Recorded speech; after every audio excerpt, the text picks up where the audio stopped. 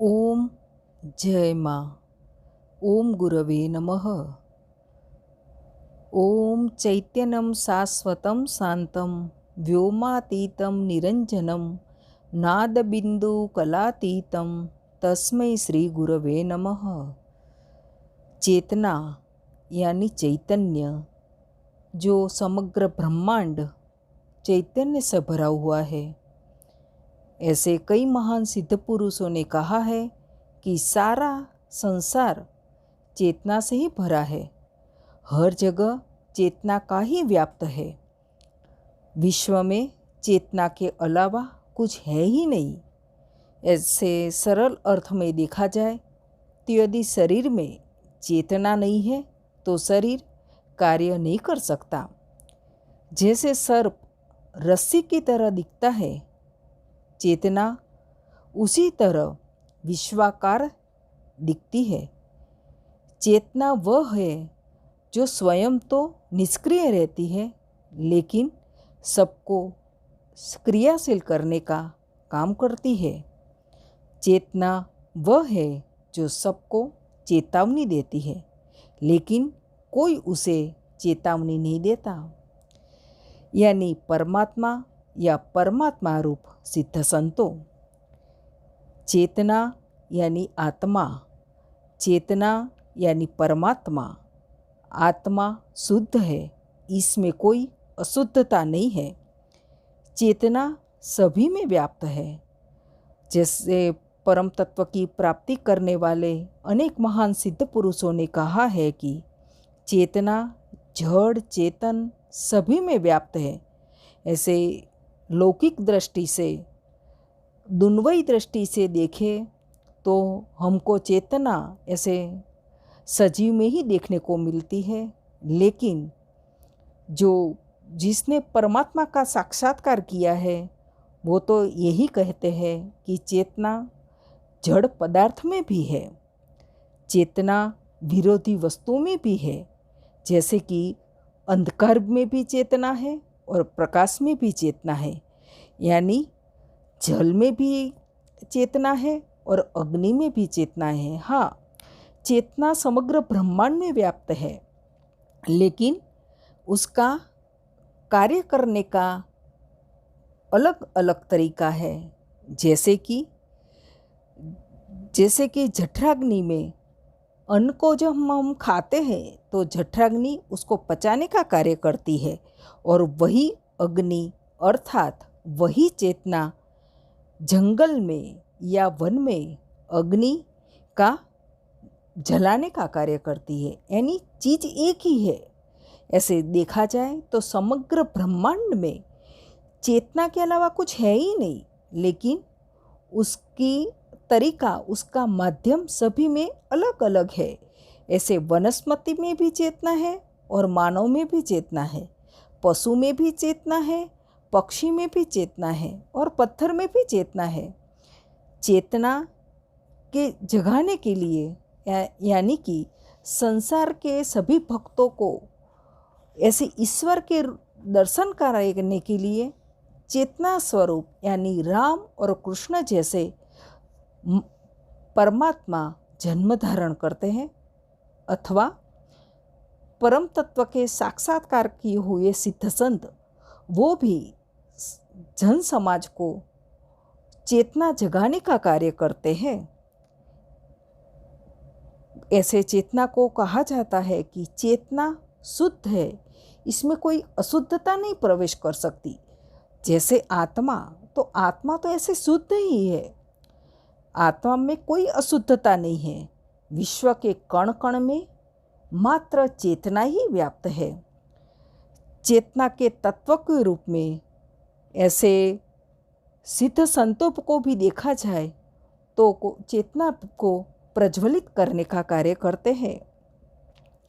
ऐसे चेतना यानी समर्थ सिद्ध संत जो अनेक जीवात्मा का उद्धार करते हैं और उनके अनेक जीव को आवागमन से मुक्त करते हैं।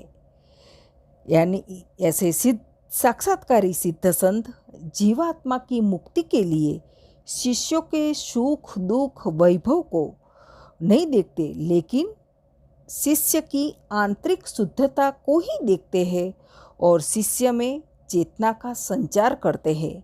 समग्र ब्रह्मांड की चेतना यानी ओमकार यानी माँ भगवती कुंडलिनी, जो समग्र ब्रह्मांड जिससे उत्पत्ति हुई, ऐसे ओमकार का बीज रूप में शिष्य में मंत्र के द्वारा बीज बोते हैं और शक्ति का संचार करते हैं। दूसरे अर्थ में कहा जाता है कि शिष्य की कुंडलिनी को जगाते हैं। चेतना सजीव निर्जीव सभी में व्याप्त है। जैसे परमात्मा का साक्षात्कार होता है, तभी सिद्ध संत को विश्व के कण कण में, अणु अणु में, समग्र ब्रह्मांड में चेतना का ही दर्शन होता है, यानी माँ भगवती का ही दर्शन होता है। और दूसरे अर्थ में कहा जाए तो जब परमात्मा का साक्षात्कार होता है, यानी स्वयं ब्रह्म बन जाते हैं, तभी स्वयं को यानी सिद्ध महात्मा अणु अणु में, सृष्टि के कण कण में अपने को ही देखते हैं। ऐसे तो देखा जाए तो चेतना मानव शरीर के हर हिस्से में, प्रत्येक अंग में अलग अलग तर्क से कार्य करती है। जैसे कि जठराग्नि में रहकर अन्न को पचाने का कार्य करती है और हृदय में रहकर प्राण अपान की गति को देने का काम करती है। चेतना उदय भी है और चेतना अस्त भी है। चेतना जगत को बनाती भी है और जगत का लय भी करती है। ज्ञान भी चेतना है और अज्ञान भी चेतना है। चेतना तत्व एक ही होते हुए भी प्रत्येक फूल में उनकी सुगंध अलग अलग होती है। चेतना एक ही है, लेकिन हर एक फूल में उसकी सुगंध जैसे अलग होती है, हर एक फल का स्वाद अलग होता है और चेतना के अलावा कुछ है ही नहीं। जिस तरह एक ही चेतना होते हुए भी मिर्च में वो तिखास का काम करती है, गन्ने में, गुड़ में या चीनी में मिठास के रूप में कार्य करती है, और जैसे नींबू में खटास के रूप में और नमक में खारास के रूप में। ऐसे चेतना एक ही है, लेकिन सभी में, सभी चीज में उसका कार्य अलग अलग होता है। ऐसे देखा जाए तो चेतना एक ही है, लेकिन जैसे पहले के समय में देव और दानव बोलते हैं, लेकिन देव भी चेतना है और दानव भी चेतना है। यानी सारे जगत में चेतना के अलावा कुछ है ही नहीं। चेतना है तभी हम ये बोल सकते हैं। जब हमारे शरीर में से चेतना निकल जाएगी तो हमारी आत्मा चली जाएगी, तो यह शरीर मृत जाहिर होगा। यानी यह शरीर, स्थूल शरीर हमारा कोई भी कार्य करता है। ऐसे देखा जाए तो आँख हमारा देखने का कार्य करती है, जीवा बोलने का, ऐसे कान श्रवण करने का कार्य करता है, लेकिन ये सभी एक ही चेतना का अलग अलग रूप है। चेतना एक ही है। जब शरीर में से चेतना चली जाती है तो सभी अंग ऐसे होते हुए भी प्रत्येक अंग कोई कार्य नहीं करता। यानी चेतना जब शरीर में से निकल जाती है तो शरीर में विकार आ जाता है। ये चाहे मानव योनि हो या पशु पक्षी योनि या किसी कीट भृंग या जीव जंतु की योनि, कोई भी योनि हो। ऐसे हम तो बाह्य दृष्टि से देखें तो हमको जो दिखाई देता है वो ही जीव है, लेकिन ऐसे वैज्ञानिकों ने भी कहा है कि सूक्ष्म जीवात्मा भी अनेक है, तो वो भी चेतना है। ऐसे चेतना के बारे में मैं गणेशपुरी बाबा मुक्तानंद का उदाहरण देती हूँ। उन्होंने कहा था कि समग्र ब्रह्मांड में, संपूर्ण ब्रह्मांड में केवल चेतना ही व्याप्त है। संपूर्ण ब्रह्मांड में एकमात्र नीला प्रकाश ही है। चेतना का वास्तविक उदाहरण देते हुए बाबा मुक्तानंद ने जब सभी को ये कहा कि समग्र ब्रह्मांड में चेतना ही व्याप्त है, तो फोटोग्राफर ने कहा कि उसका क्या आप ये साबित करके दिखाओ। तो बाबा मुक्तानंद ने फोटोग्राफर के जो फोटो का कैमरा था उसके कैमरे पर ही अपना हाथ रख दिया और श्री चरणों के तस्वीर भी खींचा ली। तो अब देखिए, जब सभी भक्तों ने तस्वीर देखी तो बाबा के हाथ और श्री चरण की जगह मात्र नीला प्रकाश। ये ऐसे सिद्ध पुरुष बहुत होते हैं, लेकिन जो गुरु की आज्ञा होती है, परमात्मा की इच्छा होती है और परमात्मा की आज्ञा से जो कार्य करते हैं, तो ऐसे योग मार्ग को प्रचार में लाने का, यह योग मार्ग के द्वारा ऐसे बाबा मुक्तानंद ने ऐसे सभी वैज्ञानिक, ऐसे बहुत सारे जो बुद्धिजीवी वर्ग है उसको भी दिखाया कि देखो, ये समग्र ब्रह्मांड में ये चेतना ही व्याप्त है। ऐसे तो उन्होंने ऐसे अनेक दृष्टि से एक दिखाने का कार्य किया है, लेकिन वो भी परमात्मा की इच्छा से, परमात्मा की इच्छा के बिना ऐसे अनेक सिद्ध पुरुष ये कार्य कर सकते हैं, लेकिन परमात्मा की जब तक इच्छा नहीं होती तब तक ये कोई भी सिद्ध पुरुष यह कार्य नहीं करते। दूसरे अर्थ में कहा जाए तो चेतना यानी माँ भगवती कुंडलिनी, चेतना कोई जाति या लिंग नहीं है।